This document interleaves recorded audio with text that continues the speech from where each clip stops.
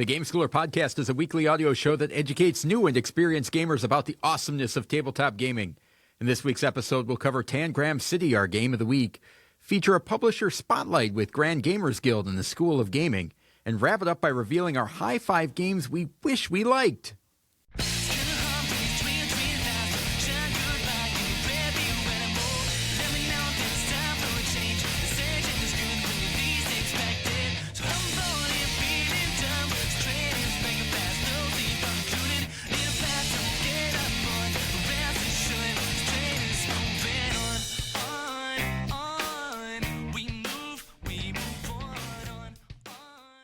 Welcome to the Game Schooler Podcast. I'm your host, Doug Kotecki, along with my co-host, the esteemed Dr. Michael McCabe. How's it going, Michael? What's happening, Doug? How are you?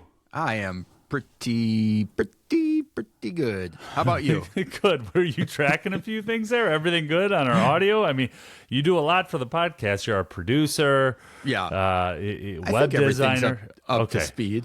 Okay, could just tell you just were making sure everything's uploading properly. Didn't want to run into a 50% upload thing like we had last week, but we're going okay. Yeah, speaking of last week, I'm going to jump in on follow-up, and I'm not even going to ask your permission. I'm just going to jump in. I want to talk about, briefly, Kinfire Delve Vainglory's Grotto, which was last week's Spotlight game in episode 191. I just wanted to clean up a few things, Doug. So I was not happy with my portion of the review. The game we covered is a standalone game, and it's one of 3 in the Kinfire Delve series. The game was released in 2023. Kinfire Delve Scorned Stockade came out in 2024. Kinfire Delve's Callus's Lab came out in 2024. All 3 of those games are played solo or cooperatively with 2 players against a deck of villains, leading to a really nasty baddie at the end. And last week I got off on a tangent and got a little bit lost in 2 other games in the series, both of which I want to learn more about, but have not played. So I apologize to Incredible Dream Studios for not delivering a better, clear review. And I blame you for such an awesome, expansive universe that I now need to learn more about and can hopefully deliver better content down the road. So it happens, man. I mean, we're 192 in this passion project. You think I'd be a little bit more professional, but just wanted to own that and get that out. So I feel better, better. It can get confusing when a company releases a game with a whole bunch of very similar titles in the same universe that are not part of the same game. It would be as if Unmatched released a whole bunch of other game types that weren't compatible with the original system. Well, in some and ways, right? I dipped my toe in and really liked what my toe felt, and then wanted to try to explain what the whole ocean was like. Yeah, so explain how I can get the rest of these into my collection. Make it make sense. Yeah, well, eventually. But in our Spotlight segment, where we just try to spotlight a game. So that was one thing to follow up on. I have another thing to follow up on, if I may, unless you have other things to follow up on. I do as well, but I will piggyback off of you. Yeah, inserts, Doug. A big thank you to Dan Cunningham for joining the show last week and talking inserts. And after playing games this past week, I have to mention, there's one that I left out because I didn't want to include all game nerds while we had Dan on. Not that they're competitors, but they're definitely game trays, not game trays. Yes, thank you. Avoiding a follow-up for next week. I'm getting ready to play Dwellings of Eldervale, and I've talked about this game a lot over the past year or so, 2 years, and that's why I didn't really bring it up. But boy, the game trays that they did for that. Like, all of your pieces fit in it. There's little, like, basically icons and symbols embedded in the trays. And I just wanted to get that on record that, boy, if you're looking for an insert, it's pretty incredible when the insert can be used in the game and the iconography is embedded in the inserts. And Dan included that last week. It's just that's something that I continue to be impressed with in our hobby. Yeah, well, you touched on one of my follow-ups, which is, again, thanks to Dan for coming on to the show and lending his expertise and credibility to our high five list.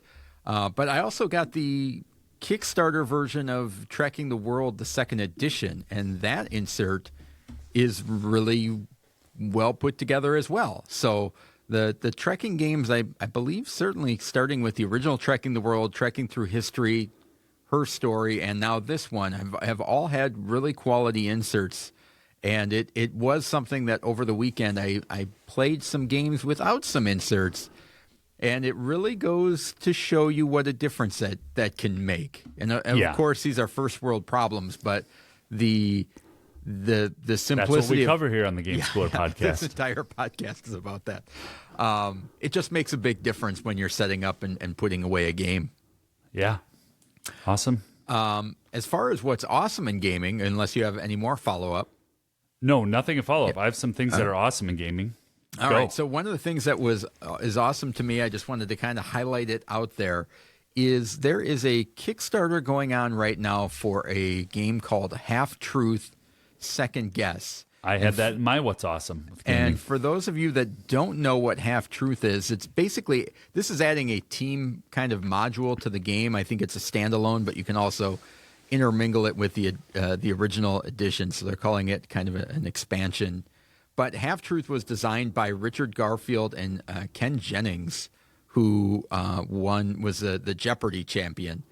And it's a really cool trivia game. So if you're the type of person that likes playing trivia games, but you hate because you're playing with that one guy that knows everything and you can't seem to win, this is a game in which the answers are written on the card, and half of them are right and half of them are wrong. And you get points for basically going as high as you can without busting. So if any one of your answers is wrong, you're not going to score any points, but you're going to score points if you get at least one right. And there's some other couple modifiers on there. But it's a really cool trivia game for folks that like trivia games but have that one brother or uncle and just seems like they dominate all the time. Is that you, really Doug? Well? Are you the ruiner of trivia games in your household? I mean, I wouldn't say that about myself. Other people may say that about me. I am a person who enjoys trivia games. Yeah, and my brothers and I are all of the same kind of. We think very similarly and hold on to a lot of useless knowledge. So, not a great category of games we're for so us to smart play in the with our wives. Kotecki household that nobody wants to play trivia games with us. So this one is perfect. It's a burden I have to bear and live with, but somehow I do, Michael. Well, speaking of burdens that you have to bear, especially when you have a board game podcast, I probably received the same email that you did that notified us about this Sir Richard Garfield title on Kickstarter now. And I had a moment of, oh my goodness, holy crowdfunding. Like, do you recall about 6 months or a year ago where we thought that, crowdfunding might be a thing of the past and might just be something that we might not participate in a whole lot going forward? Remember when we had some of those off-air conversations? I don't know if we said that crowdfunding was in the past, maybe in the past for us. For us, specifically. Yeah, like, hey, the industry is not kind going of a away. Pre-order system. Well, yeah. Oh, my. So listen to these, okay? Because I had 5 in this What's Awesome with Gaming. You just talked about one of them. I'm going to go quick here. Bitewing has a 3-game Reiner Knizia sci-fi game series running through mid-November.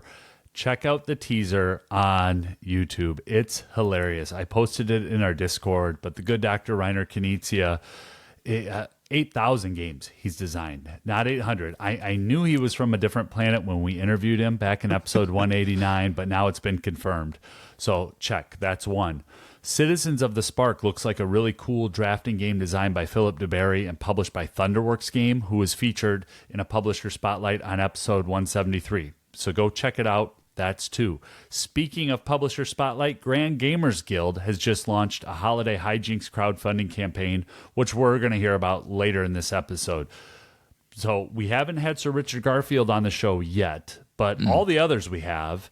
And I haven't even mentioned the Unmatched Adventures Teenage Mutant Ninja Turtles, which is well over $1 million. Cloudspire has a expansion. So this is a chip theory games. Well over $1.2 million right now.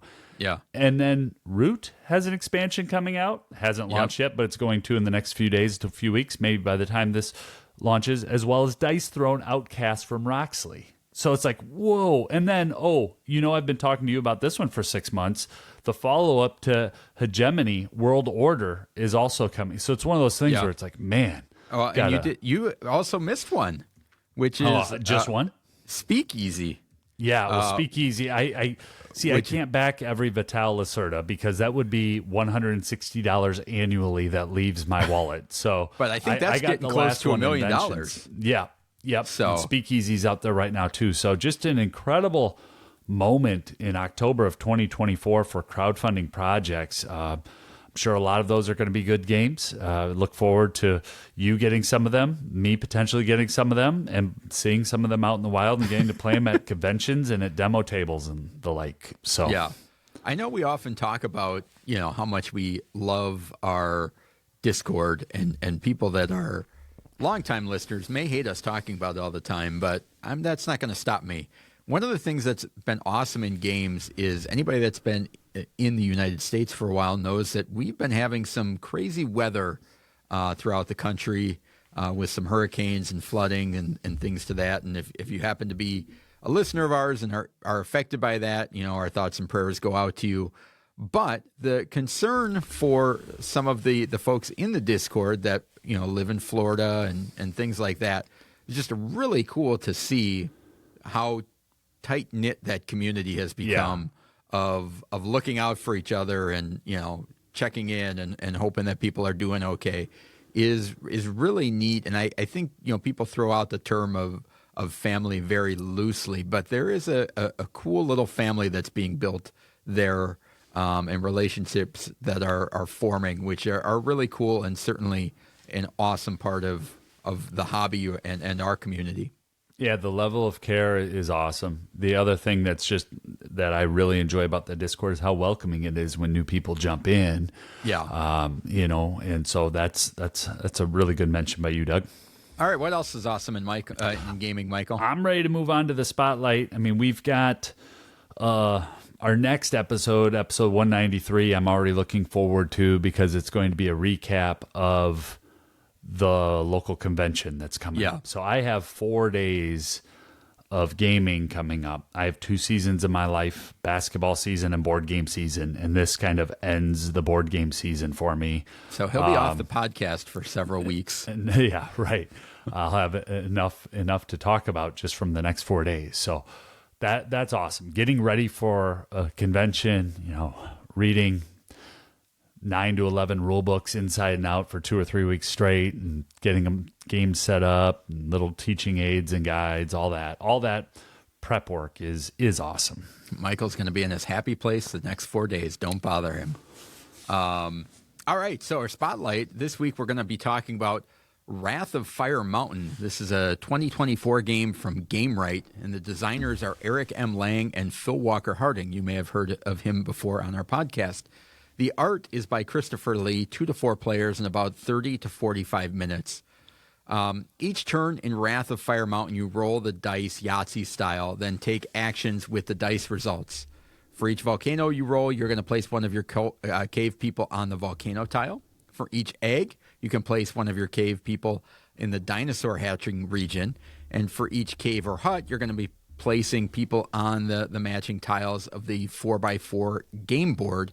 And then each foot is going to allow you to move a cave person 1 space, avoiding the volcano completely as you occupy the grass and jungle tiles. If you have enough cave people on the dinosaur hatching region, you can take one of the dinosaurs from the area, add it to your supply. You put a little colored ring at the bottom to signify that dinosaur is now yours. And then you can take one of your dinosaurs and you basically then bring them into the village and use them, move them among the tiles like another person. And each dinosaur has a special power, such as letting you roll extra dice, occupying water spaces, or flying to other tiles that you wish. If you have the most people on the volcano tile, you can push the tiles in the row or column that the volcano is in 1 space. And then the tile that slides off the end is going to go fill in on the back. So you're moving things around. Why would you want to do this is because at the end of a round, whoever controls the most cave people in a section of field or grass is going to score, or jungle or grass, is going to score points based on how big that clump of grass or jungle is.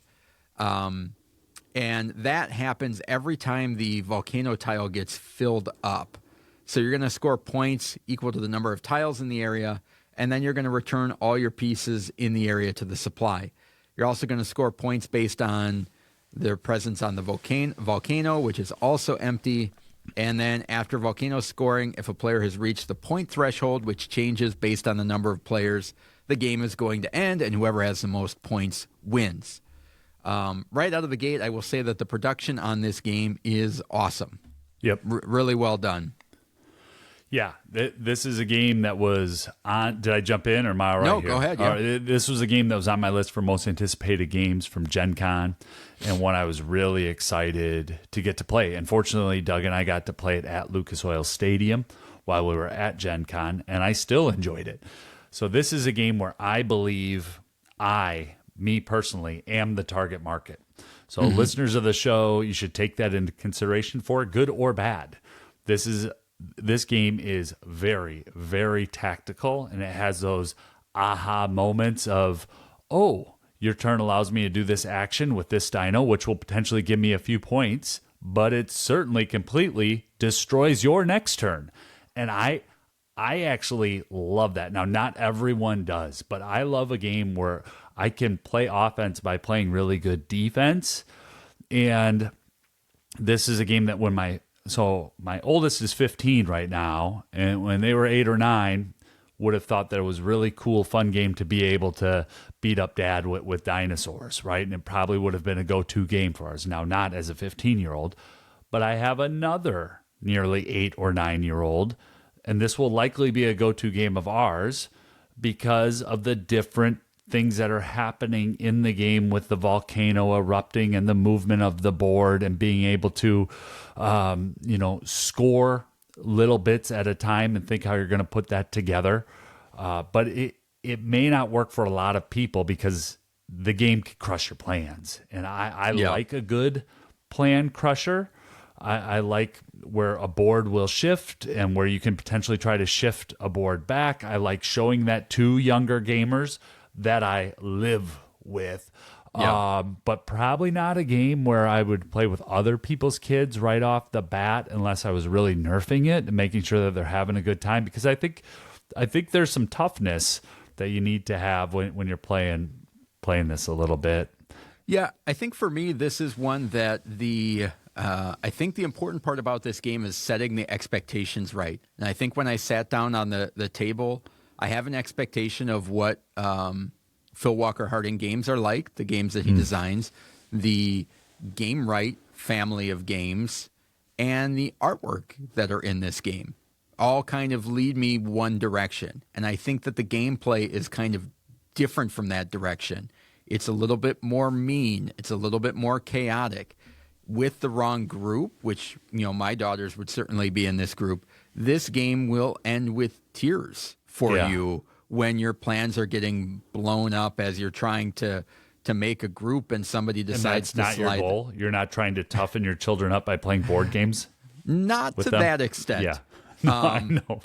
And I think when we were and so for me it's so close because it does so many things right as far as the artwork. I love the production. I love what it's doing, and it's just right at that edge of where it's like, this gets too mean for me. Yeah. And I think when we were driving home from Gen Con, I said, if they had made this not under a Game Right umbrella and slapped a mafia or a mobster theme on top of this, where you understand that it's going to be very cutthroat out of the gate, I think it would probably work for me. Sure. You wanted a Scarface Chicago 1920 type theme. Yeah, painted on this. Yeah, when you're moving around and instead of a volcano, you've got to teach your children about Prohibition era. Of course, yes, and gambling and all of those good things.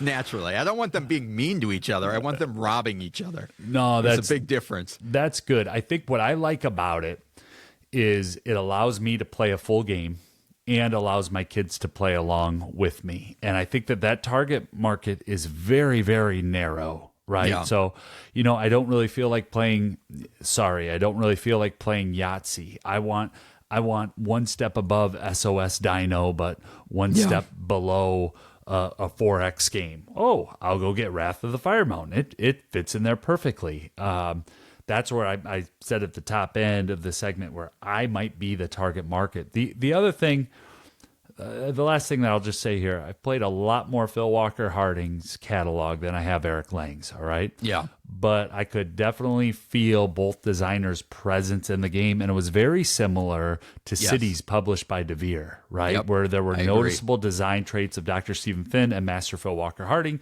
And even just in our first play, I got the sense of really distinct design traits from two master designers. And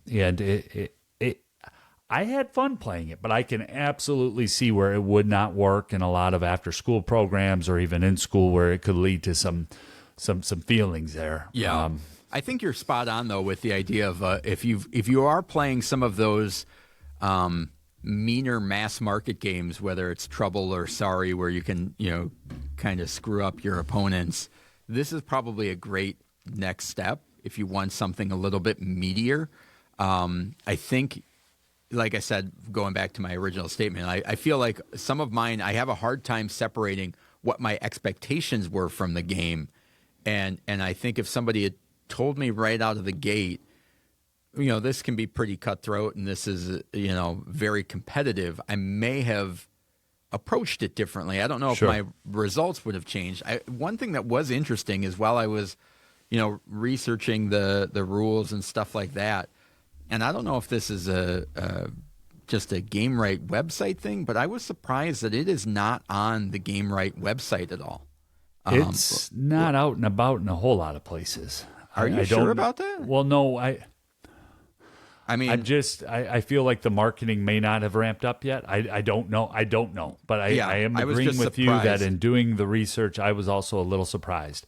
I mean, it was out there on Miniature Market and out on a few of the other big online retailers. You can get it. But in terms of a full-blown marketing push and just coming off of Essen and some of those other things, I don't know when the planned hype, hotness, buzz is for this. Yeah. You mentioned it earlier, and I just want to say one other thing. I love the production in it, Doug. Yeah. I mean, being able to roll a gnarly cave foot and move a cave person on the board where movement is critical. Yeah. And how the board kind of shifts. Game Right and Buffalo, they've done some really nice things, and I know we're going to talk about some of those games over the next few weeks and months, and they just continue to make nice, solid games. Indeed, they do. Want to remind everybody to subscribe to the podcast and sign up for the Discord, gameschooler.com/Discord. Spread the word about the podcast. As always, if you have any questions or comments, reach out to us. Email at gameschooler.com. We'd love to hear from you. And with all that out of the way, let's move on to the game of the week.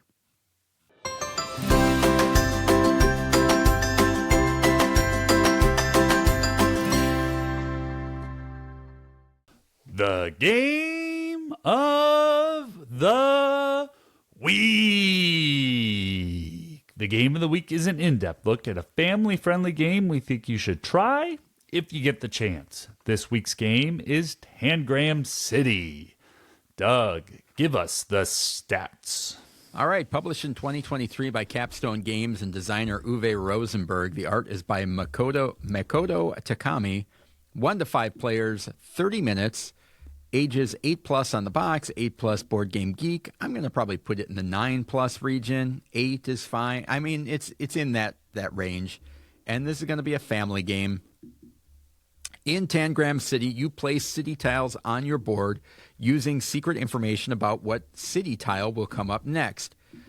You're going to deal 4 cards, and then the visibility and some of that changes depending on the number of player cards. Sometimes you're going to be getting a card in your hand. Sometimes you're going to be sharing a card between two players. There's going to be a couple face up on the table. Basically, you're going to play the cards in order, and you're going to place the corresponding tile on either side. Each tile is two-sided with a park on one side and buildings on the other side, black and green. And then once you place all the tiles for the round, you're going to place a fountain tile, which is a triangular tile. And then you're going to move on to endgame scoring. And the fountain tile is a wild. So if it connects to, you're using Tangram style tiles in this game, which are all triangles put together in various shapes and configurations. Your fountain is going to finish off your round. It's a wild. So if it's attached to another triangle of a park or a green, it's going to make that whole square into a park. You're then going to move on to end of round scoring, which you are going to score points equal to the number of squares in your largest rectangle in your city that you've built. And then at the end of each round, you're going to track your balance of building, which are the black squares, and park, which are the green squares in your city. You're trying to have those as close to balance as possible. So I'd like to have 5 city or black squares. I'd then also like to have 5 park green squares, if at all possible. After 5 rounds, you're going to play the 6th and final round by revealing the last 3 cards in the deck, and players get an opportunity to place them in any order simultaneously. So the last round doesn't go in order. And then you're going to place your final fountain. You're going to do the end of round scoring again one more time. And then players will score points based on how well they balance their city. So you're going to get 20 points if your balance is equal. If you have the exact same number of building tiles as you do park tiles, you're going to score 20 points. If you're separated by 1 or 2, the difference between the two of them, you're going to score 10 points, 5 points if it's separated by 3 or 4, and 5 or more points or a difference is going to earn you 0 points. So you want to try and keep it as balanced as possible. If a player has managed to fill their entire city board by the end of the game, which is extremely difficult to do, you score a bonus 15 points, and the player with the most points wins. So that's the overview of the game, Michael. And I'm going to lead with something that this game, while I was thinking about it, and in combination with our game last week, changed something on the way that I think about games and may change what I feel about them going forward. When I initially played this, and you and I have talked about this in the past, is that we're trying to look for games with interactivity. Player interaction, and that's important. And it got me thinking. So this is a very heads-down game with a small amount of hidden information. I have a card. I'm going to know one of the tiles that's coming out that Michael may not know. However, it's become aware to me that these games offer opportunities for concentration and focus, which can be really important skills for youngsters. So, sometimes folks have kids that they want to just sit down and focus, be calm, relax, concentrate. And that's just as valuable as a skill as communicating with your friends and neighbors. And I think sometimes I've overlooked that in the past as far as the value of a heads-down, almost solitary experience. Because this game really, although it has low interaction, you got to focus on your board and your head down in your board, and that focus and concentration can be really valuable. And I think I'm going to change the way that I think about interactions in games, potentially going forward. Interesting. The other thing adding into that is how engagement works with chasing those goals. And so I don't want to get on too far of a tangent here. But early on in our podcast, we talked a lot about the value of games bringing people together. We launched shortly after the lockdown, COVID, pandemic, when people were living in and on their devices.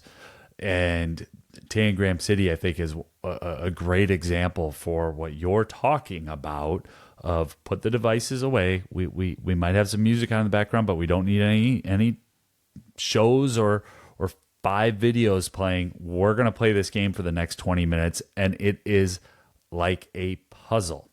if you see children putting together a puzzle with their, grandparents, Tangram City almost has that feel of, how do I get all of these pieces to line up so that I know I can make them all fit. I just have to make them all fit. And then I get those extra 15 points. And then, I can't make them all fit, but can I make all but one fit?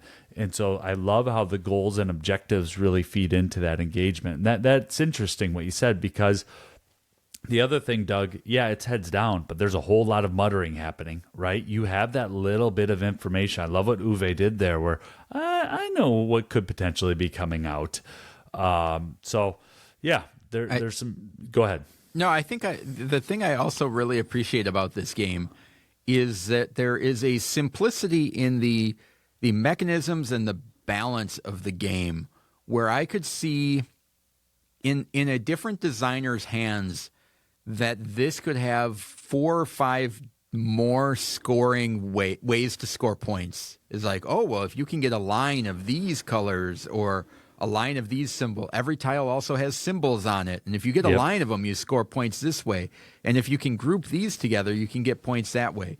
And there's a shared goal. We're going to play with these extra goal cards. And so if you can do this first and all those type of things, I could see in a different designer's hands how out of control this game could be with mechanisms and stuff to keep track of. And I love the simplicity of this. It's still thought-provoking. You need to be engaged. You're paying attention to your board. You're trying to fit right out of the gate. Everybody's boards are different because your starting boards are different. And I like that they didn't, overcomplicate it or add too much to it, that it still somehow remains calm, relaxing, with smooth gameplay and simple decisions, but it's still engaging. And a lot of times you don't associate those two things together. Yeah, no, that's good. Let's back up a little bit. Where do you think that this game starts? What age of kiddo? What experience level of gamer?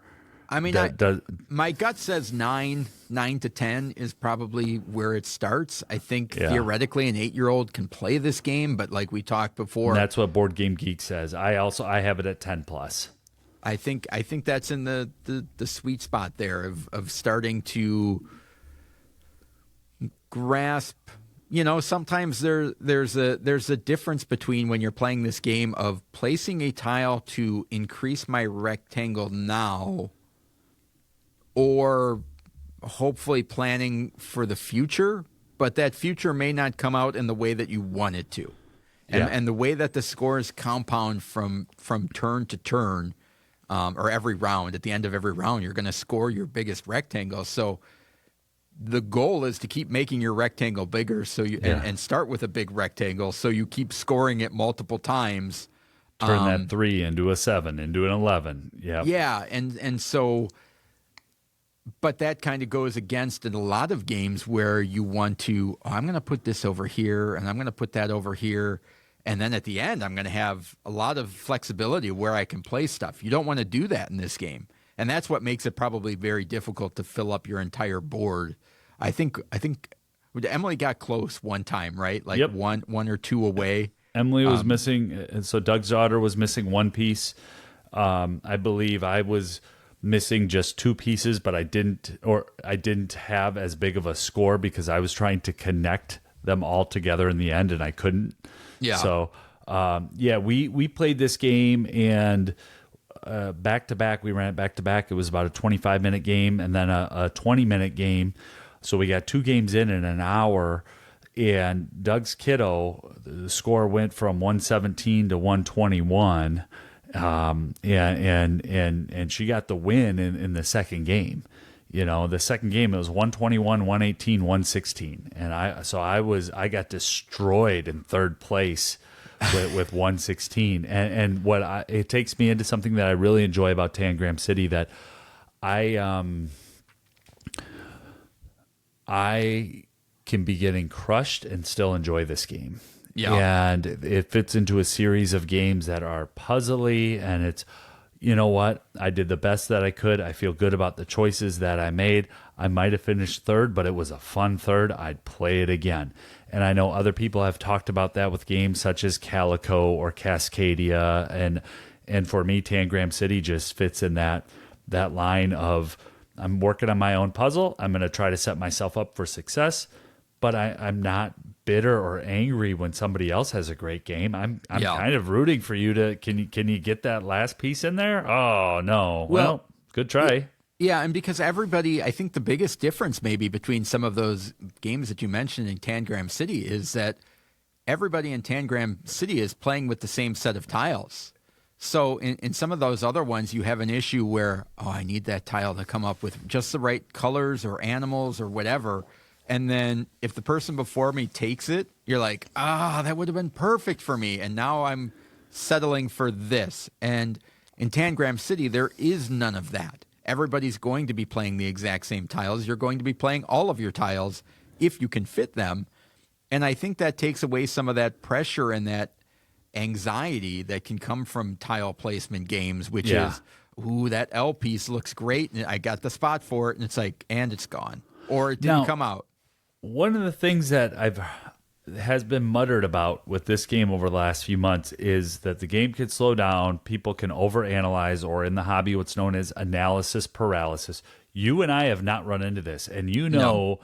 I'm a good analyzer paralyzer because I will slow a game down, especially if it, folks. I rattle off those scores. I'm trying to get the win here, and I don't care if I'm over at Doug's house. I'm trying to win this game, and we didn't run into that. There have been other tile placement or drafting games that we've run into that a little bit or a lot of it over the last 6 months, and this. Why do you think we didn't hit that slowdown or that AP point that others have muttered about? Well, I feel like you'd potentially have to be very competitive, but I think it maybe comes down to if it's your first game and you don't grasp, so dear listener, you're getting a bonus because I'm going to tell you something. If you don't grasp that concept of starting and expanding, then I feel like that very first game, you can really spend a lot of time thinking about where something might go, where the more you play the game, your thought process becomes, is there an opportunity to make my rectangle bigger? Great, let's do that. Is there a way that I can equal out my balance? Sometimes you get into a position where it's like your end goal is like, well, this one's got to be a park. So now I got to switch it to this side, and I need to fit it in. And so I can only think if people are really trying 100% to fill up their board and spending way too much time over analyzing that, or if they're not comprehending the idea of building little and growing it and kind of building off of your central region, because you can place a tile anywhere. There's nothing that says that you have to place it connected to one that you've already put down. You could put it all the way in the corner if you want, but it's not going to help you get that rolling score. So that's the only thing I can think of, and it's simultaneous. So even if you're taking a fraction second longer than I am, it's never a situation where you're like, okay, come on, Michael, let's go. I got things to do tonight, Yeah, I thought that the game moves well. Really well. And the play time on Board Game Geek says 10 to 40 minutes. And the rule book says 30. And that's, I think, and we're right under and around 30. 30 is for start up, tear down, 30-minute game. You're good to go. The one I just want to talk about the story of the game briefly here so that folks know, especially if you're listening in the future or if you're jumping in. So this game was initially released at Essen 2023, a year ago, Essen, and then Capstone Games brought it to North America early 2023-ish, mid 2023-ish. 24, you mean? 24-ish. I'm sorry. Thank you. Thank you for the correction. I think May is when it really kind of first came out. 2024-ish here for us in the United States. All that to say, folks, it's $20 at Noble Night today. Middle of October 2024. It's a very affordable game. There's a lot of them available on the trade market as well. this game is out and about right now. And it really works for both of us as individuals. It really works for kind of us as a podcast. I hope that it gets a little bit more pub and sticks around. I think Uwe did a wonderful game, and I just love that Capstone is bringing these family games. Some might even say light hobby, but these puzzly games that they're continuing to push them, because when I saw the Capstone family line kind of go away, right? They had that with Juicy Fruits, which was a game of the week. They had that with Savannah Park, which was a game of the week. And playing Tangram City, it's like, man, I'm really glad that Capstone is bringing these games over and doing this, because this was initially released by Korea Board Games, Korea Games, sorry. So one other thing that to kind of be aware of is the only thing that I find a little bit fiddly, and I don't know what the exact solution is, but after you score each round, it tells you to keep track of your building and park balance with these little tokens on your board. And sometimes it can be a little bit, that would be the only part of the game that slows down, is people are like, all right, how many parks do I have? Yeah. How many? And you're kind of recounting, and then as your board gets bigger, it's a longer count while you're trying to figure that out. I wish that there was an easier way to do that. I don't know that there is. Maybe a tracking dial or something like that as you place a tile, you're being aware of how many, kind of a constant tracker. That's my only thing that was, and quite frankly, you could wait until the end if you really wanted to, maybe that fifth round kind of be like, all right, where am I?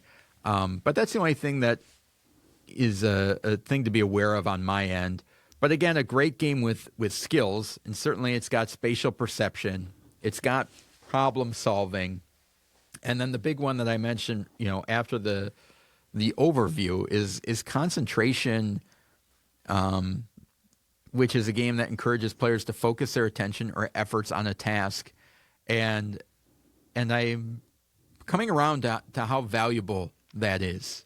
And I guess being more aware that although that's not a struggle in my house, it could be with other kids. Well, I shouldn't say it's not with my house. I did have an experience with my youngest where it was like, I just wish we'd focus a little bit more on the game that we're playing here, and thought, I'm trying to do that with my kids, and you're trying to teach them to be interactive sometimes and focus and concentrate on other times. And so maybe a skill that's been forgotten about, but maybe we'll shine a light on it a little bit more. Yeah, and then just basic maths. There we go. Math and shapes and how pieces fit together. I think that there's some math in here, and especially, I don't want to use specific grades and things like that, but if you are in that pre-algebra area, especially just starting out on that pre-algebra and getting into scale and shapes, and this game is really good to see how shapes fit together to form other shapes. And Uwe Rosenberg is, a master designer, and I was really impressed at how everything pieced together. I thought this game was going to be more fiddly. I really did. When I first saw it and I saw a demo of it, I thought, oh gosh, that one might not work as well for me. And playing it, everything just fits together nicely. There's always one more thing that you want to do, always one more problem to try to solve. And that's where I just come back to that skill of comprehension, a game that requires players to perceive and understand concepts, ideas, and functions, how the game works, the rules and the mechanisms, all of the skills that you talked about from the top end of the segment. And I would just touch on, if you have a game schooling group or a homeschooling group that plays a lot of board games, and if you have a group that is passing around board games for education, or a board game library, I do think this is a good one that fits in there. Now, I've seen it out and about on our Discord of all places, and other ones that people will move on from. So maybe it's one you just want to try, but I think it really works well in a lot of different settings. Yeah, well, and you've got multiplication in there while you're trying to figure out your score. Yeah, in round and end game. Yep. And then the other thing, and maybe this would lead into the AP, there is something that happens every game. I've noticed that there's one piece just doesn't quite fit, Doug. Yeah, and you're like, wait a second. No, You're like, you pick it up and you say, oh, that can go right there. And you're like, oh, wait, no, it can't. And it's like this weird, like the triangle doesn't fit where you think it should fit. So maybe that's what they're talking about. But I say that in a great way. There's this like little, like through the looking glass moment where you're like, wait a second, that doesn't go. Wait, how does this piece have to go? And I actually enjoy that. So a great little game. I think Michael hit the nail on the head. Certainly one to try if you get the chance. And I think one that might help with focus and concentration and maybe a relaxing breakup between activities. That is our game of the week, Tangram City from Capstone Games.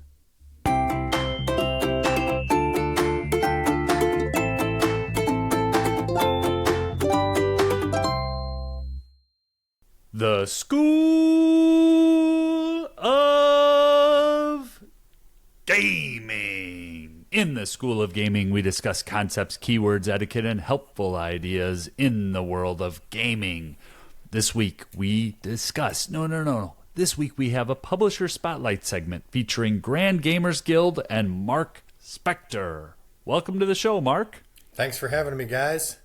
Yeah, we're always You're probably happy wondering, what did I sign up for? Look at what kind of intro is that? Am I at a carnival, a monster truck race? But it's a little bit of both. Yes, hey, we are. I'm a frequent listener. In fact, I'm actually in the middle of one of your episodes. And I will say that while you definitely have a voice for podcasting, every time you do I think it's called a bumper or whatever, I always say to myself, I wish they had like a professional produced bumper that they dropped in, because I think you guys have such a good show, and I feel like you deserve like, you know what I mean, like a professionally produced one that's not just you doing it.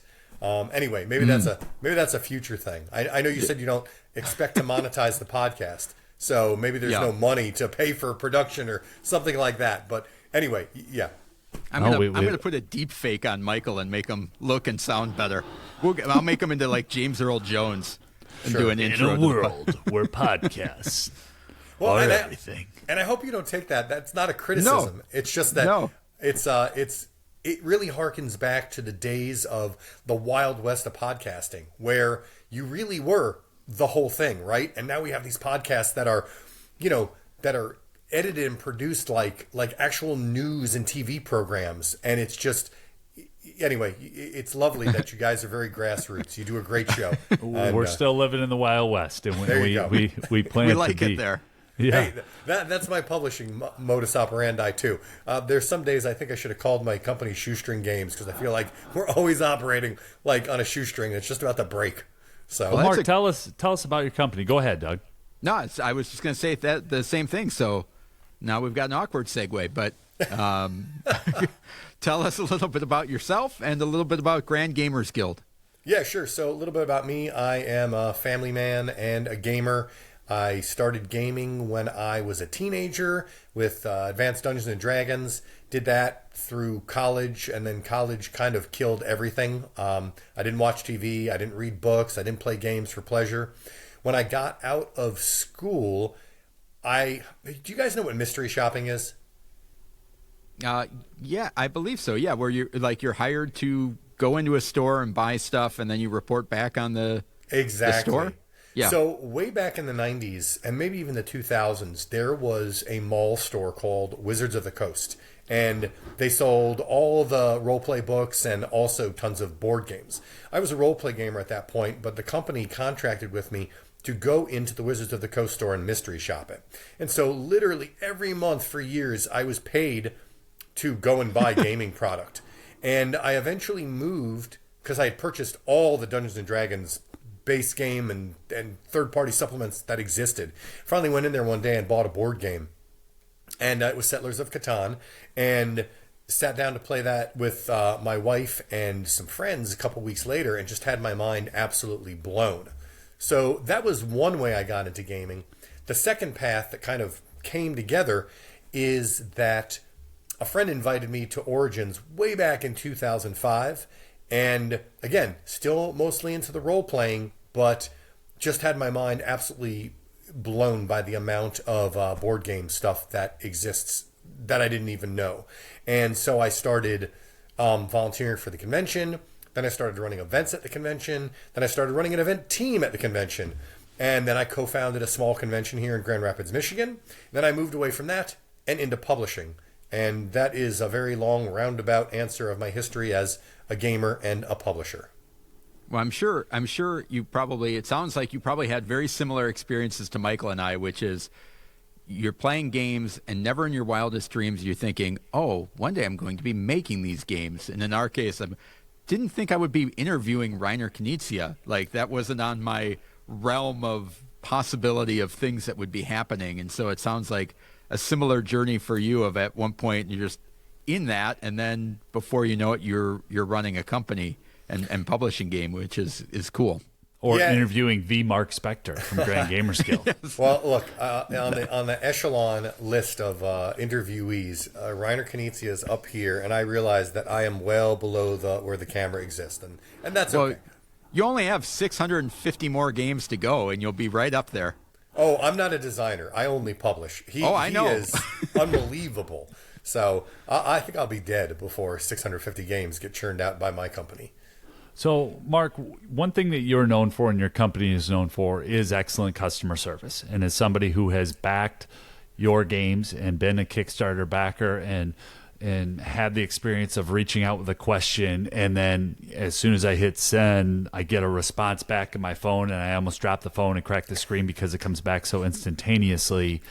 What can you give us a little story of the company, or kind of, you talked about maybe naming it, something different because it's just you. Like, tell us about Grand Gamers Guild and how do you make it all happen? Sure. So, there are some days that I am astonished at the amount I accomplish as a single human being. And there's others days that I wonder why I even bother. But this question is super funny because, all right, I'm going to answer it in a kind of a strange roundabout way again. So I just got back from Essen, got a little sick, am cleaning up the customer service issues around Endeavor Deep Sea. And I also launched a Kickstarter a couple days ago. Okay, so I have all this stuff going on, catching up on hundreds of emails. Pardon me. And my autoresponder's on right now that literally says, "Hey everyone, I strive for good customer service, but I'm about 3 days behind, so bear with me. But if you need something urgently, pick up the phone and give me a call." And my phone number's right in there. Right before this interview, I had a guy call me. First person ever to take advantage of it. He had already sent me an email, got the auto reply, and then left me a voicemail that I responded to, which, to be fair, I think he left that voicemail yesterday. But I picked up, I gave him a call, reassured him that I had received his email. He had forgotten to do the pledge manager, and then popped it, right into my follow-up so that once I get my Endeavor inventory, it'll go out as soon as humanly possible. So I'm not sure I actually answered your question, but that is, I just really, one of the advantages of being small is I can be nimble. And everything that I actually do, I think I do fairly well. And then I contract with people for talented people things like design, graphic design, art, and things like that. So I think that answers your question. It did a little bit, but you crushed it with Endeavor. Right. I think I'm going to take my question to a different question. You did really well at Essen, and Endeavor sold out, right? Oh my gosh. Yeah. Tell us about it. Tell our listeners about it. So Essen is always a madhouse, in the best of ways. And what I mean by that is one of the advantages I have as being a US-based publisher is that I think that the amazing crowds recognize that there is quite a bit of effort that goes into getting over there as an American company. And in as much as we live in a small world, and there are lots of localizations on many games, a lot of my stuff doesn't get localized. So if they want it, they got to get to my booth. This year, we had, I think, three games in the top 25 of the BGG Essen preview. The first one was Endeavor Deep Sea, which is just absolutely the pinnacle of Eurogaming. It is sublime. I am so proud of that game, done in partnership with Burnt Island Games. And we had 159 copies, and they sold out in 7 hours. The other crazy experiences with my other title, Tirna Nog, which was in the top 25. And that one was a really strange situation because I originally ran the campaign on GameFound. didn't do well at all. And I'm not the kind of publisher that can, as much as I believe in a project, dump oodles of money into something and just say a prayer hoping it's going to sell. Sure. Well, I printed up a limited amount. It gets out into the world, and people go bananas for it. Chomping at the bit. Every copy I had at Origins, at Gen Con, and at Essen sold out. I had 46. It was gone at Gen Con by the time we got to your booth. Yeah. Gone. 46 copies I sent to Essen. I could have sold 346. And that sold out actually in 51 minutes. So that was, fantastic, but also sort of devastating knowing how much it costs to get there and not being able to maximize. The third game I had is Inferno, which I don't actually have. Well, let me change up saying this. I have North American rights to Inferno. So I wasn't going to sell Inferno at Essen. I knew I wasn't going to sell Inferno at Essen. But that's another one people are chomping at the bit for. My inventory is on its way. Pre-orders are open. And so for my tiny little company to have three games in the top 25 on the BGG Essen preview was amazing. And we were busy, even with the lack of product, we were busy all weekend. We were demoing Tir na Nog, got hundreds of signups on the late pledge for the second campaign, demoing Pillars of Heracles, demoing Endeavor Deep Sea. My son, who came with me, now claims himself to be the world expert on the first scenario, and he'll be able to beat anyone. And then also did Endangered, American Red Wolves. Those are the 4 games we had on all 4 of our tables throughout the show. Awesome. Yeah, that's incredible. Doug, anything to follow up on that? Or Well, I wanted to, I first came to your attention of Grand Gamers Guild through Artemis Project. Was a game that I played and just loved the different use of the dice. It was one of the first ones that I had played where it's like, ooh, that whole mechanism of I have a high die, but it's going to go at the end of the track. The value of wanting low and high, and how that can be different. And so, even then, that was 2019 when that came out, and the production then was already good and stellar. For how long had you been in business at that point? So Artemis Project is a very special game, and I will tell you that I made a big mistake with Artemis Project. One of those things that you don't know, and that's that I should have followed up with the expansion darn near immediately and capitalized on the zeitgeist. What I didn't realize is that the tail on games is not as long as I'd hoped it would be, and here we are. So hopefully I'm a better publisher as a result of that. But I still sell Artemis Project, and will continue to on into the future. To answer your actual question, though, Artemis Project came out of my attendance at an event called Protospiel Michigan in, I think it was late 2016. And it took me a while to realize it and have it come together in my head. But it turns out that I played a bunch of games there that day, but the next wave of games I signed actually all came from Protospiel Michigan. And those were Pocket Ops, currently and probably forever out of print, Endangered, which just continues to grow in impact and popularity, and the Artemis Project. Awesome. That's just it's always interesting to hear how people get started and where they go, and the choices and the fact that we saw you at Gen Con and then you're going to Essen. What are some of your favorite things to do as a publisher? What do you like the most about your job?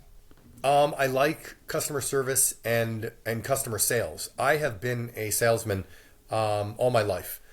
When I look back at the jobs I held and the careers I've held, the ones I've enjoyed the most have always had a sales aspect to them. And I also like teaching. And there's really nothing more satisfying to me than when I'll use Garinto as an example, because Garinto is such a light bulb moment game. Garinto is a few years old, so it's ancient history in terms of the board gaming world. Yet, whenever I go to a big convention, I still put it on the corner of my booth. It is beautiful to look at. People walk over when they see it, and they go, "Oh, what is that?" Or even if I call them over. And I explain to them about 2 sentences worth of instruction, and I say, "Okay, we're just going to play." and I get them started and moving pieces. And as I promised them, within about 2 rounds, they know exactly what they're doing, and the light bulb goes on. And 50% of those demos turn into sales. And of the ones that don't turn into sales, at least 25% of those come back on Sunday of the convention and go, hey, I wanted to pick up that game Garento, and I have to go, oh, I'm sold out. So that transition, that engagement, where you take someone who's a blank slate, you give them the tools to play the game, you watch the light bulb go off, and they feel good enough about it that they pick it up and take it home.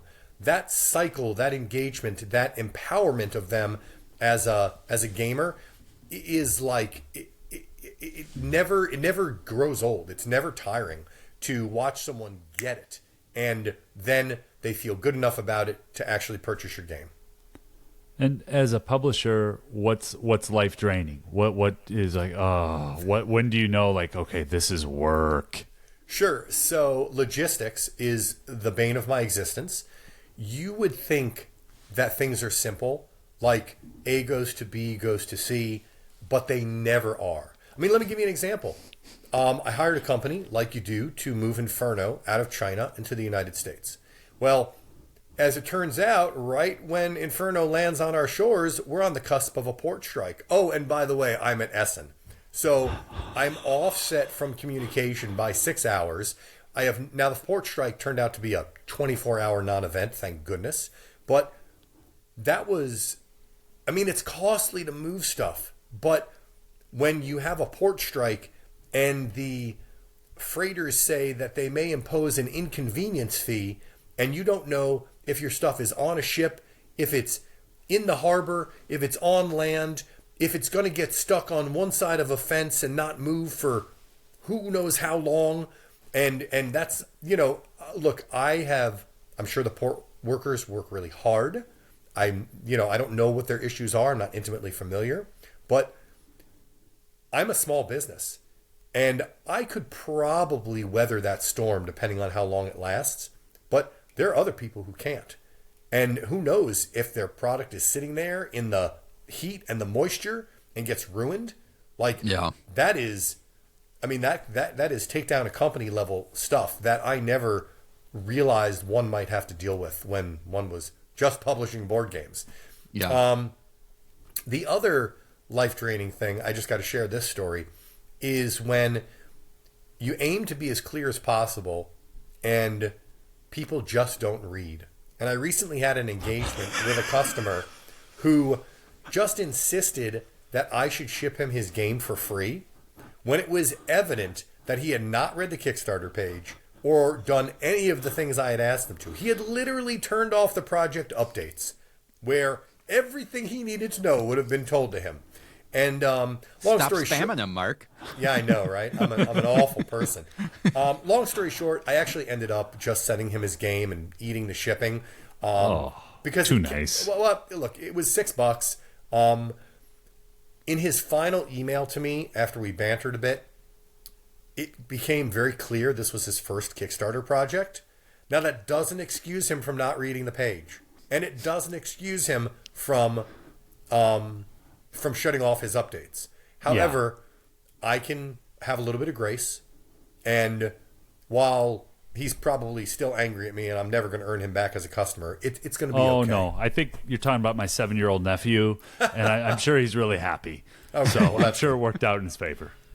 Well, and I'm sure those inconvenience fees are probably going to be minimal, only like a couple dollars here or there, right? Yeah, of course. No, actually, the good news is that Inferno, I guess I should finish that story. The port strike, again, was a non-event. Inferno was only delayed by maybe a day, and it's sitting in my warehouse. I actually literally just have to fill out the spreadsheet to have it shipped to me. And once I do that, I'll get it to all the pre-orders. And believe me, they are coming in droves. Do you ship all the games out of your house, or do you... Yes, I literally handle every package. And that's another thing that I know it sounds kind of sick, but it gives me joy. I like seeing the names. I get an extra little buzz when I see names that I recognize, people who are repeat customers. And to put that package physically together and know that I'm, serving my customers in a very tangible way when 99% of the time we're sitting behind these screens and we don't have any contact with people. It just feels so board gamey, right? I mean, that's why we play board games, so we can be engaged with people on a physical level, not so we can, hide behind screens and lose personalization. It really means, I mean, some days the orders come in and it's a lot to do, but I'm grateful for every one of them. And I try to send a thank you note to every single person. And I love the process of packaging the box, of bringing it to the post office, and knowing that there's someone on the other end who's going to get joy because I did all that. Yeah, that's awesome. I know. A little hokey, but I'm a sappy kind of guy. That's what we do here. You're in the right place for hokey, man. All right, we're trying to be positive and spread some goodness and leave the snark at the door. Sure. So one of the things we like to do when we have publishers on is talk about the games that they have out and kind of give our listeners an opportunity to kind of have that convention experience and learn about a whole bunch of games at once. Michael and I can only cover so much. We can only play so much. And so we want to give opportunities for publishers like yourself to come on here and highlight the games and give it the best possible polish that you can of the games that you think might fit in our audience and family gamers and kids and even the heavy ones. So what are some games that you'd like to highlight, Mark? Oh my gosh, what would I not like to highlight? Okay, let's go. I never thought as a publisher I would be publishing this many games. So I will give 10 seconds on each one. So I'm partnering with a company out of, oh my goodness, I'm so embarrassed. I think it's Taiwan, for a game called Pass. It's a new trick-taking game. It's totally cool. We fully expect to have it at PAX Unplugged, and it is a very Scout-like experience. If you dig Scout, I think you're going to dig this game too. I dig Scout. All right. Then there's Tir na Nog, which is very easy entry. It's drafting and tableau building set in Irish Celtic universe, teasing on the folklore from that era. People love mythology. I think Irish Celtic mythology is woefully underrepresented, and so this was an opportunity to highlight that. And it's just been received like crazy cool. So more of that to come. The Pledge Manager will be opening soon. Another game coming. This is brand new. Literally arrived on my doorstep yesterday in time so that I can bring it to PAX Unplugged. Is called S'mores Galore. My friend Daniel Rocky, who is co-designer of the Artemis Project, yep, has decided to begin publishing himself and created a company called Mighty Acorn Games. And I am helping him get into distribution straight away. And his first game is S'mores Galore. And it is this amazing family-friendly game where you are going to be collecting rows of cards that represent graham crackers, chocolate, and marshmallows.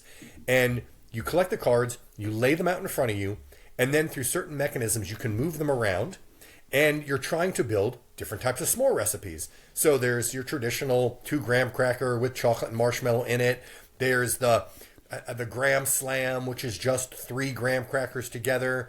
There's the, I'm going to mess up the names, but there's like the gooey mess one where it's just all chocolate and marshmallows.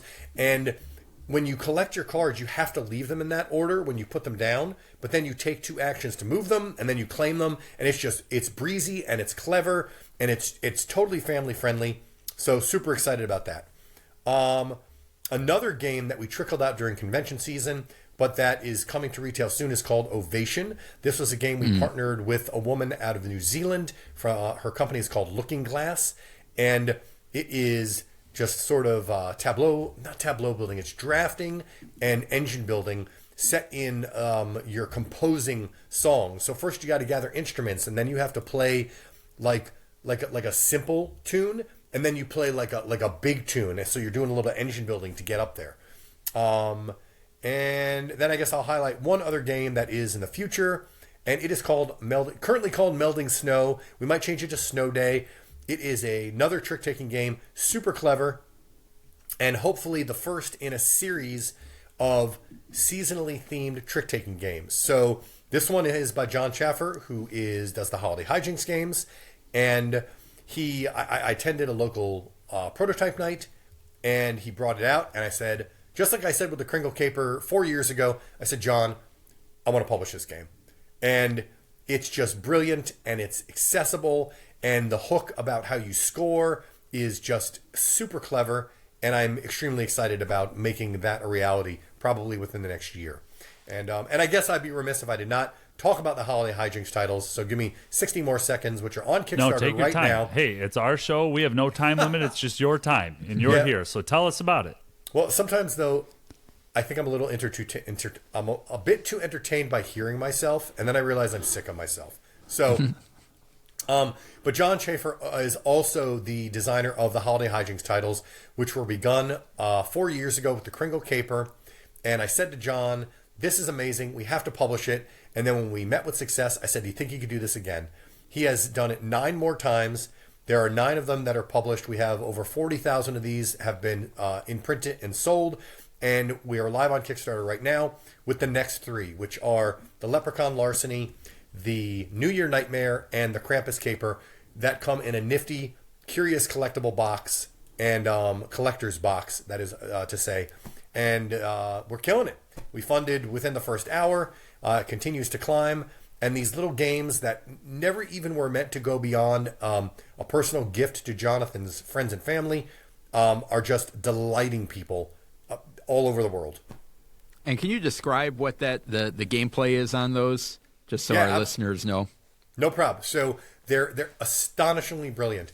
Jonathan designed an hour-long, and in some cases 2-hour-long, escape room experience that is in only 18 cards.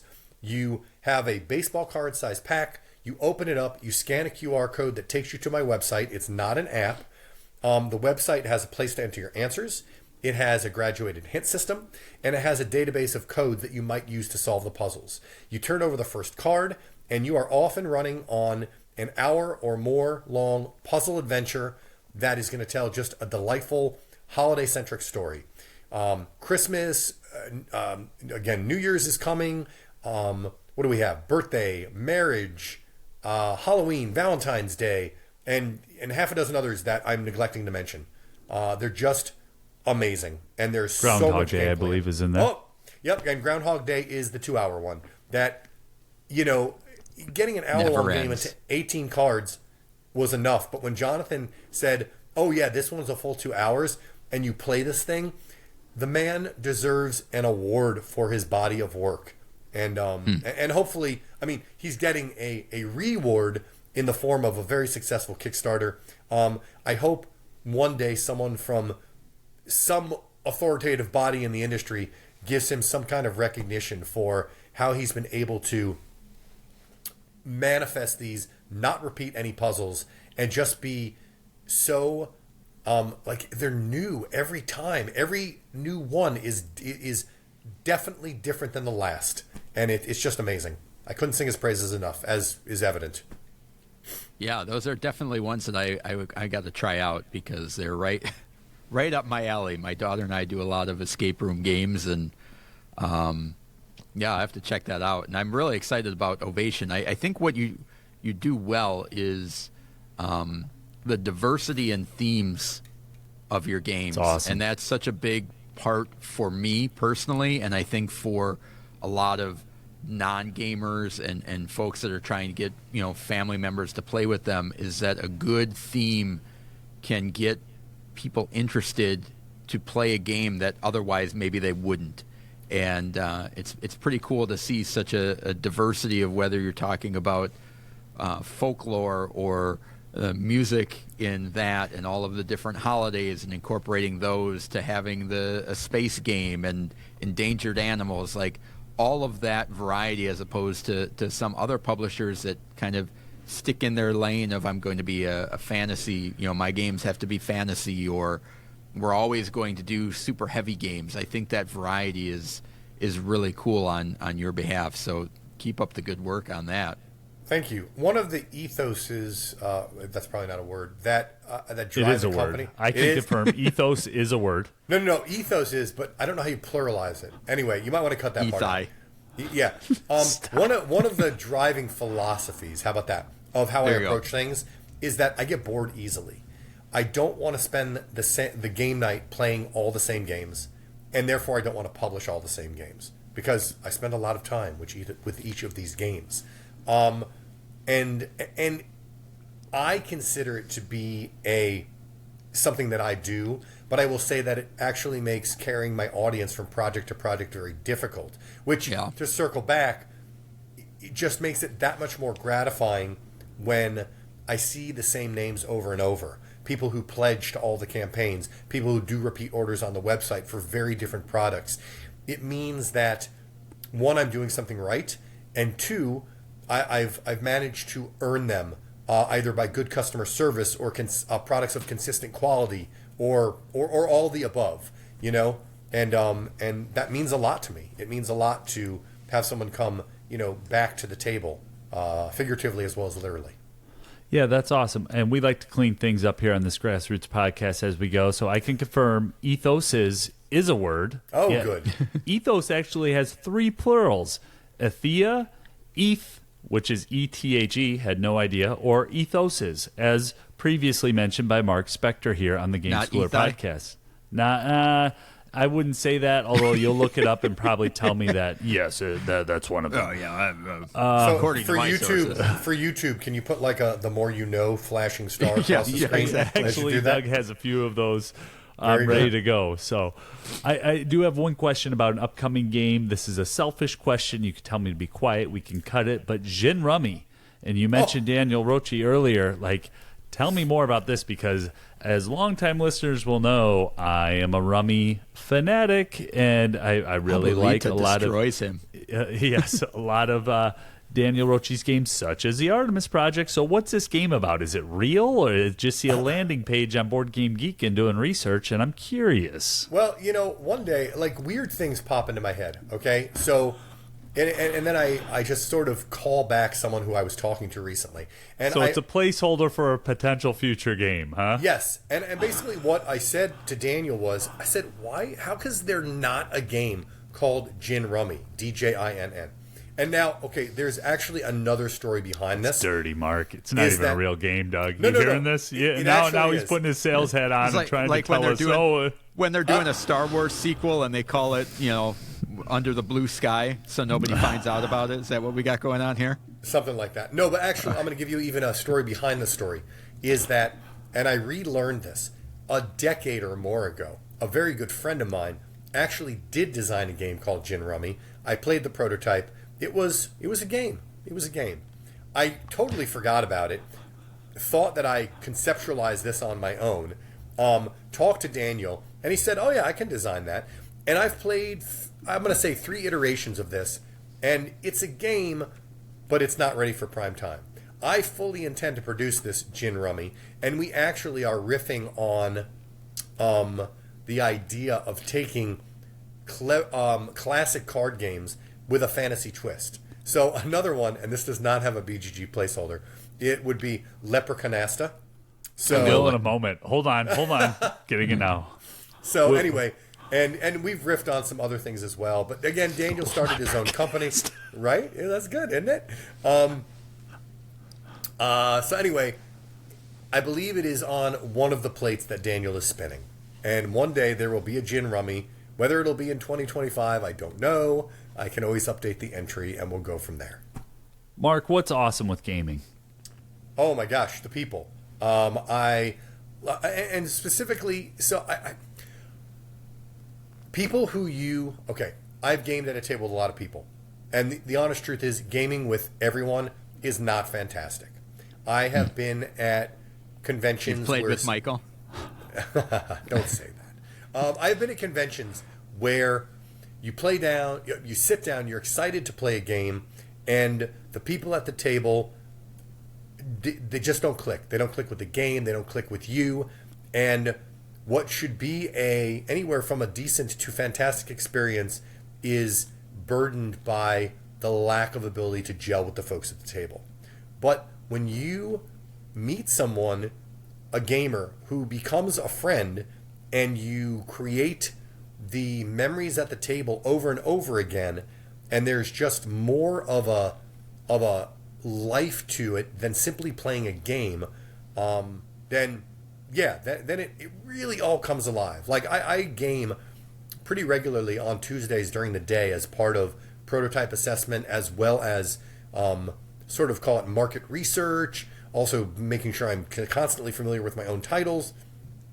And I sat down with my regular two buddies on Tuesday, yesterday, played Endeavor Deep Sea, and it was sublime.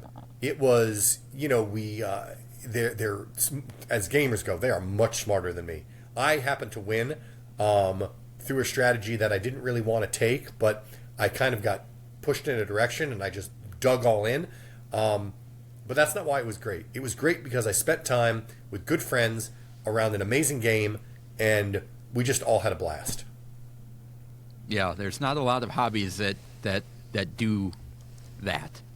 Mm-hmm. And I think that is something that a lot of people have talked about, and we've talked about on the show. And, you can look at, when you get to a point when you can look at games on the shelf and you're not thinking about the game, but you're thinking about the experience that you had with that game, or the people that were sitting around the table.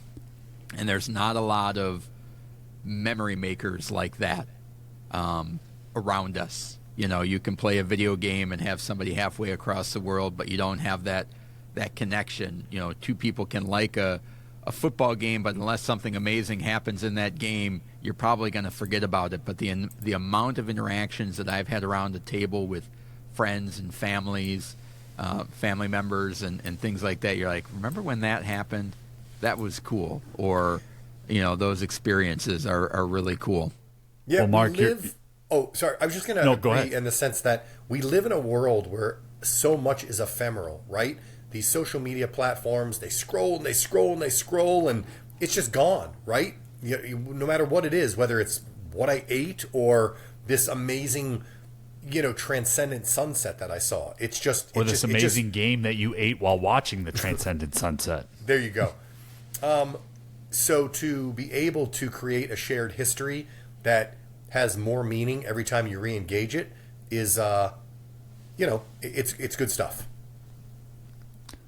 Yeah, Mark, we really appreciate your time. We know we're approaching that dinner hour over in your time zone, and we really do appreciate you stopping by the show today. Is there anything else you want to share with our listeners?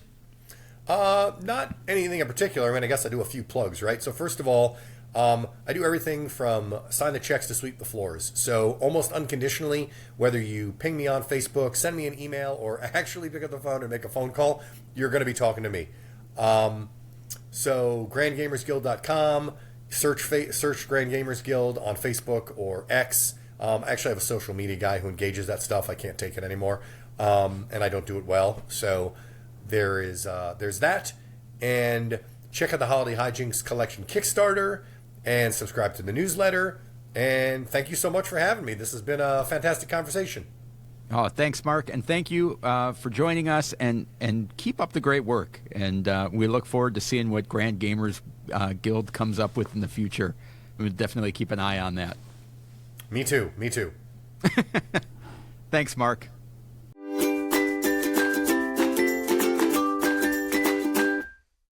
If you're anything like us, you're constantly on the hunt for new games to try out. This week, Michael and I are going to be talking about the games that we wish we liked. Games that we've played. Hopefully we've played. There were some that I went through that I was looking at a list and I'm like, yeah, I wish it was more of like, I wish I wanted to play that. But these are all the games on my list are ones that I have played that it's like, oh, I wish I liked them for one reason or another. Some because they may thematically fit something that I like, or the gameplay style, or personality type, and some of them are just like, well, these are well-regarded, loved games that sometimes you feel like, oh, I'm an imposter because I don't care for that one. How about you, Michael? What? Yeah, you hit that on the head. We did a high five not that long ago of games we've cooled on, so I tried to keep the list separate, but there might be some crossover. I also wanted to just recognize that these are games that work for a lot of people, but there's just one or two things about it that don't really work for me. And I wish that they did, because people love them and I have a lot more fun playing them. So I think with that, I'll just jump right in. And my first game is a game that was designed. I will say this. It is the oldest game on my list. All right. It was designed all the way back in, wait for it, Doug, wait for it, 1642. 1929. Ooh. And that is Sorry. Sorry is a game that my 8-year-old, soon to be 9-year-old, loves and always says she wishes we had it in our house. It lives at Grandma's house. And every time she gets it out, I say, you can play it with your abuelita. And then I feel a little bit guilty because how can somebody be the co-host of the Game Schooler podcast and then refuse to play board games with their children? Oh, Dad, I wish we had this in our house. Get down to the carpet. We play it by the rules. The game takes forever. It's like this baseball game we're watching was in the second inning. They just did the 7th inning stretch, and we're halfway through a 2-player game of Sorry. So that's one. I'm not sure I need to roll off of the designers and all that. Paul T. Haskell, R.I.P. I don't know who did the art. But folks, I wish I liked it more because it's brought a lot of joy to my kids, and at one point to me. I can remember being a kid and playing this, but this is number 5 on my list. Didn't make the honorable mention for a reason because I needed to give it some love. And boy, is that game mean. That game is mean, and there's no way around it. Michael's going to make a high five list of games he never wants to play with his kids again. That's what this is, isn't it? What are we doing here? I hope not. All right. Well, my number 5 is from 2014 by designer Ignacy Trzewiczek and Portal Games, and that is Imperial Settlers. I love the artwork in this game. I love some of the engine building and the resource gathering and the way that the cards can be used in multiple ways, and it just never worked that much for me. And I can't explain it. It seems like a game that I should like, but just never clicked for me. And it's one that there's a bunch of expansions. There's Imperial Miners that came out, which is kind of set in the same universe, not the same exact game, but some of the same type of concepts. And just never worked for me. So that's Imperial Settlers, my number 5. Awesome. That's a surprise. I didn't know that would be on your list. Number 4 for me. All right, Doug, get ready, because if we might have to edit this, but I'm gonna be authentic and real to me, right? Number 4 for me is a game we heard about earlier.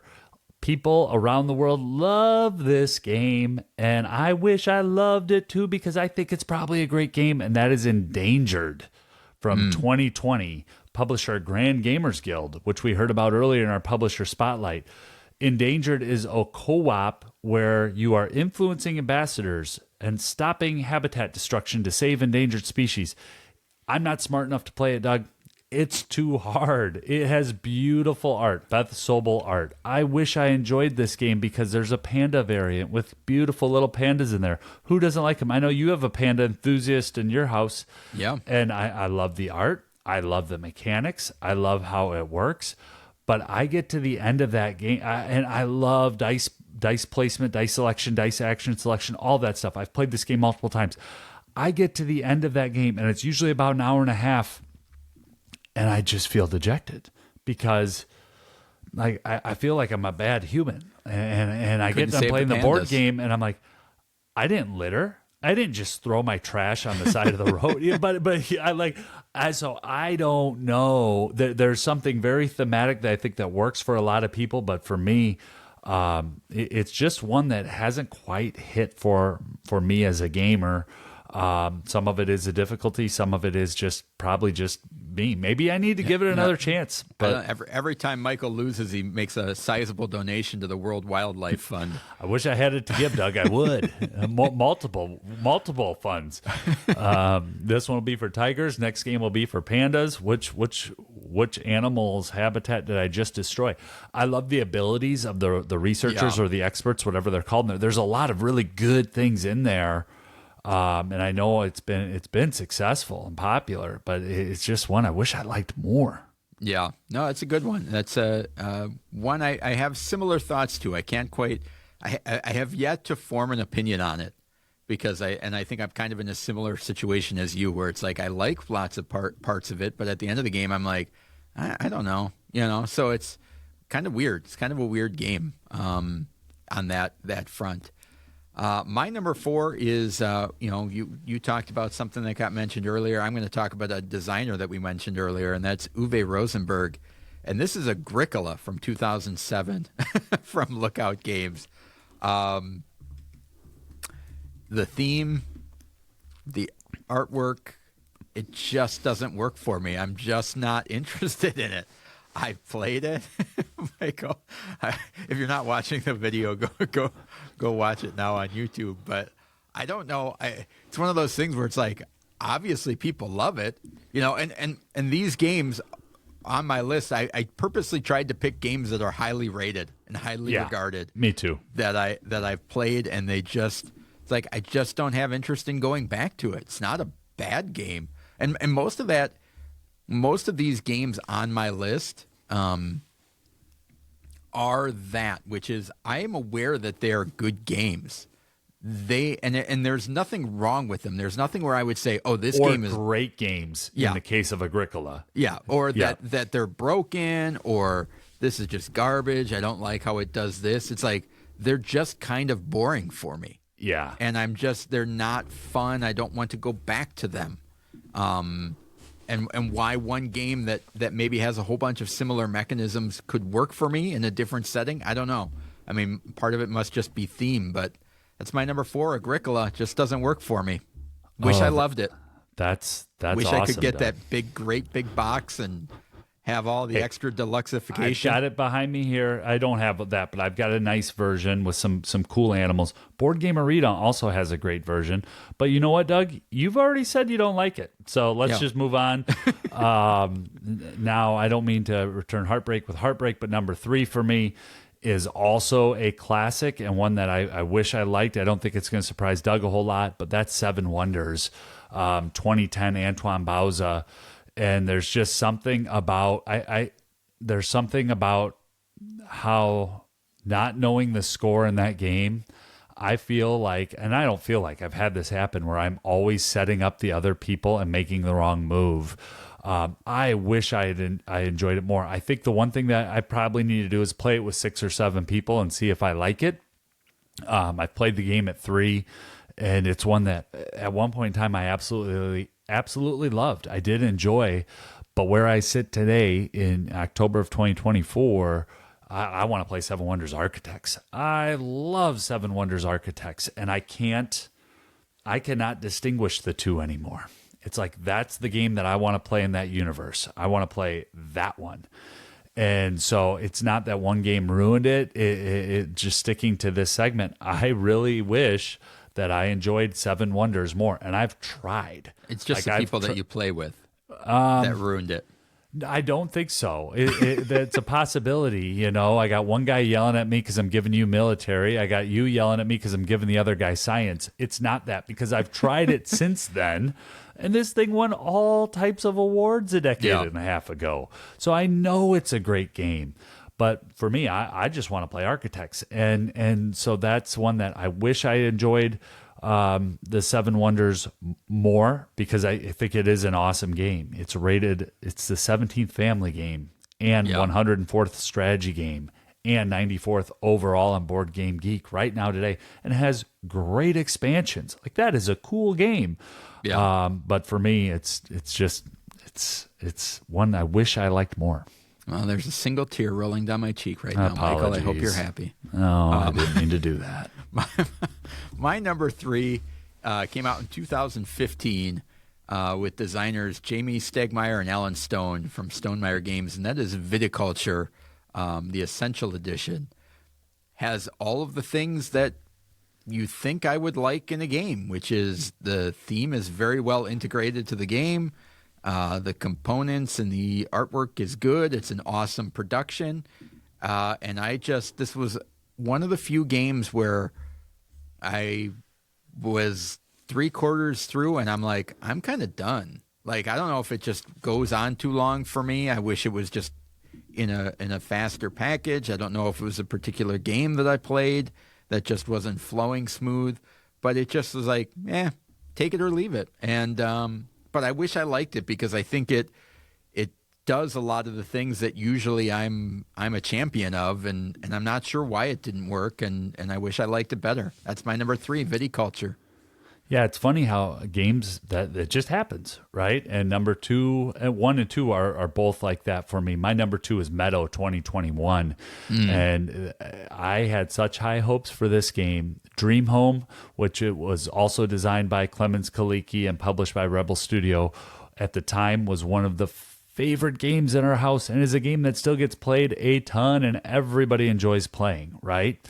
And so you got a follow-up game that involves set collection and collecting cards and building out combos. I had such high hopes for this. I think I pre-ordered it. Doug picked it up for me, something we both got on the same day. I couldn't wait to play it, and something didn't click. And I was like, oh, it must just be me. And played it again, and it's like, no, I'm just not having fun. And then, played it again, and it's that B word. I'm bored. I'm thinking about other games. I kind of want to put this away. Real-time stats, folks. This has a 7.7 rating on Board Game Geek. It is a 27th family game of all time. It's ranked 204th overall. People love this game. It has an expansion that has come out or is coming out. So it is a popular game that people enjoy. And I tried to play it with multiple groups because I thought it could have just been the day that Doug and I played it together. Nope, it did not work for me, and I wish it did because I really like a lot of what Rebel Studio does. San Francisco is a cool little game by Reiner Knizia that they've done that I enjoy that the rest of the world didn't really seem was awesome, but I think it's awesome. And Dream Home has been a game of the week, so that's my number 2 is Meadow. Yeah, the only difference on that one for me is I don't wish I liked it. I just don't. Oh, gosh. We try to be positive here, man. My number 2 is one that the old game on my list, this was originally came out in 1982, and that is Sherlock Holmes Consulting Detective, which I'm a fan of Unlock. I'm a fan of deductive games. I'm a fan of being immersed in that. And in this game, you're looking through newspapers and interviewing people. And it's like, here's the map of the city. And I can go in the phone book and look up, where is this guy? And talk to them and things like that. So it's on that level of immersion, it's really cool. And it's fun because it's kind of open in a different way. There's not a lot of structure. You kind of like, all right, you look in the newspaper, see if there's anything in there. I'm going to look at this. Where are we at? That type of thing. The problem that always happens with this game for me is you spend all this time coming up with theories and trying to like, oh, okay, he told me that, and he told me this. And then you get to the end, and you're like, well, we just spent 2 hours pulling on the wrong thread. Yeah. And you're like, we were, it's like the one person that you believed you weren't supposed to believe. And you should have listened to the guy that you thought was a liar and those type of things. And then you get to the end and it's like, well, you should have picked out this one sentence, this one sentence, this one sentence. And at the end, I always feel like an idiot. I have a good time playing it. And then you're like, did we just waste 2 hours pulling on a thread that didn't matter, trying to do that? And it's just missing a little bit more structure. And I'm not saying that those games need to be easy, but I'm also not Sherlock Holmes. And so there needs to be mindset, Doug. Thank you. So there needs to be a little bit more structure. And I wish I liked it because I love when you feel like we're on a hunch and it's like, oh yeah, maybe that is what's happening. And then you're like, everybody's going and it's great. And then you get at the end, it's like, oh, we were way wrong. And that defeat is not, just kills the whole thing for me. So that's why I wish I liked it. Interesting. My number 2, Sherlock Holmes Consulting Detective. My number 1 will surprise no one on the Discord because this was a recent conversation and maybe it wasn't interesting to anyone, but I felt like I needed to weigh in, and that's Everdell Far Shore, released in 2023. James A. Wilson, Clarissa A. Wilson are the designer. Jackie Davis is the artist, and Starling Games is the publisher. And Everdell Far Shore is a standalone game in the Everdell universe. On Board Game Geek, it claims to re-implement Everdell, but on my solo play, and I just had the one play, but at the time I got it, I unboxed it, I set the card table up in the living room, I set it up, I learned the rules, I played it, I reboxed it, and I put it on a trade list. It was one where I'd rather play Everdell, and I wish I liked it, but I didn't even feel confident enough bringing it over to play with you, Doug, or to play with our larger game group, or to give it a second chance. It was one where I played it once and was like, nope, need to move on. Maybe that's just me, and I don't want to enter, life of a reviewer, but there wasn't anything that was pulling me back to it. Now, I am obviously in the severe minority because it's rated a 7.9 on Board Game Geek. It's the number 379th family game of all time. But it was also an experience where I guess I don't need to be a completionist. I guess I can have the 20-pound Everdell complete collection box and be okay. I don't need to go out and get everything that is ever produced with an Everdell on it. And I'm not trying to sound cynical. I wish that I enjoyed it more, and it was recently on sale for like $30 at Target, and that's where it came up in our Discord, and people were curious about it. So I just thought, I've got a high five coming up where this one fits in. I do wish that I enjoyed it more so that the game stayed on my shelf. But in the game, you're doing Everdell type things where you're playing cards, and at the end of the season, you're trying to, ship your goods out, essentially.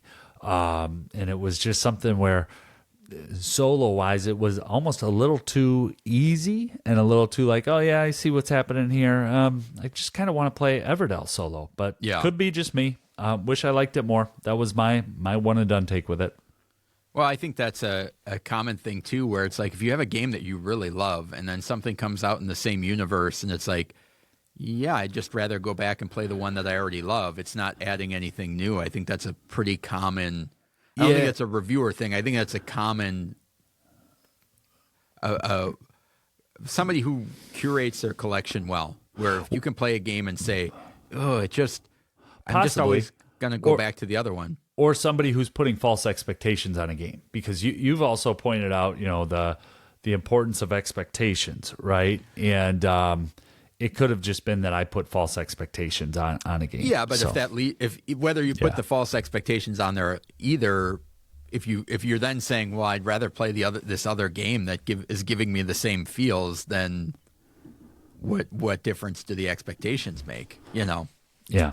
So my number 1 is one that, by all accounts, I'm going to name off 3 things that should make this a hit for me, which is it has miniatures that can be painted. It has pop culture and loaded with IP and unique characters. It has a whole bunch of expansions that can be intermixed and matched together. That you can add new characters.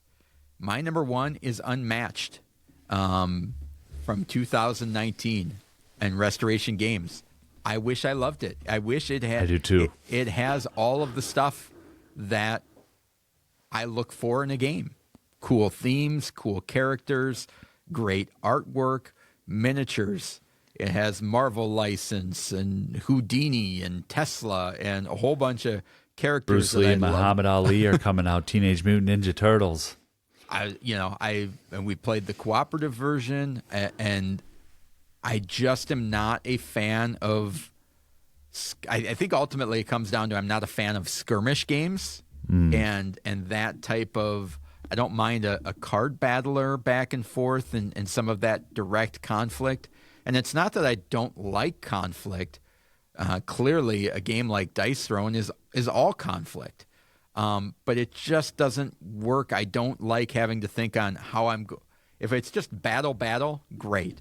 If it's just area control, great. But it's something when you combine those two of manipulating my way around a map and trying to battle at the same time falls apart for me.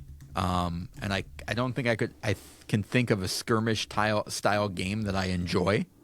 But this one really hurts because I see all of the IP. I see the awesome artwork. I see the minis. And it's like, if I loved it, I know I would have everything. I would 100% be a completionist on this game. And it just doesn't work for me. It's like, this is the one I'm most sad about, that I wish I liked it more, because it just, like I said, has so much of the stuff that I do love. Me too, Doug. That's my number one, Unmatched. I'll be sad with you. As far as honorable mentions, I did have a catch-all of heavier games and like that Vital Lacerda thing. Like those type of... That's a pretty wide net. Those games where it's like, I wish I liked more heavier games. And I do like some of them. I've played heavy games. I own heavy games. But it's not something that I'm drawn to a lot. And I don't know if that's something of like my time available for the hobby, being in the hobby for so long, reading so many rule books that like it's hard for me to keep that much information contained for an extended period of time. I'm not sure, but I wish I liked them more. And it seems like everybody on Board Game Geek likes all of them, the heavier stuff. And sometimes I feel like, I feel like I'm on the outside, but I didn't want to put something that I haven't played. But I just wish I liked those games more. How about you, Michael? Any honorable mentions? I have two that have come and gone on my collection that I wish I liked more. The first is Santa Monica, designed by Josh Wood, published by AEG. Cool little game, one I was really excited to get. Played it a few different times with a few different people, and there was just something that didn't click for me on that game, where you're building out the beach space of Santa Monica. And then the next one is Libertalia, the newest one from Stonemaier, a game that I had pre-ordered, got all the nice bits and was really excited. And it was a little too nice for a pirate adventure game for me. I was expecting, again, I think a lot of the ones on my list are the expectations aren't really matching the gameplay. So some of it could just be me, but this is our list, and those were two that were honorable mention for me. Well, and it's different. Nice. It was too clean. It was too pretty. I wanted ugly pirates. Okay. I wanted. I thought you were talking about mean gameplay. It's got mean gameplay. Yeah, but then the cuddly animals didn't match the meat gameplay. Give me a pirate missing a leg. Give me a pirate with fewer teeth in their mouth than me. Give me a pirate that has some gnarly gold that you kind of are curious, how did they procure that gnarly gold? So that was one for me that neither one of those have stayed in my house, and I wish I liked them more. Yeah. But well, and it's an interesting list because it's not games they are games that we don't necessarily care for, but it's like almost the sadness of I really, really want to like this game. And in some cases I've like given multiple opportunities to like try. Maybe it's me. Maybe I'm the problem. Maybe it's the game group. And you try all these different things. It's like, I really want to like this game bad. And you just don't. So let us know in the comments on the Discord or on the, on our blog or whatever. Let us know what games that you wish you liked more than you do. And that's probably the best place to put the comments. I probably won't be doing a post this week on X and tagging a bunch of publishers and designers about games we wish we liked. So so folks are aware, but we are acknowledging them. They're all great games. They're great games. Just not for us. So subscribe to the podcast if you haven't already. Go check out all the posts that Michael's putting out on X at GameSchoolerU. Check out the YouTube channel. There's a video version of this podcast and occasional other videos that we try and put out. Join the Discord, gameschooler.com/Discord. Special thanks to Mark from Grand Gamers Guild for dropping by and dropping some knowledge on us. And next week, we're going to be highlighting our experiences at GameholeCon in Madison, Wisconsin. So Tune in for that. Thank you so much for spending the last hour or so with us. We truly appreciate it. Now get out there and keep gaming.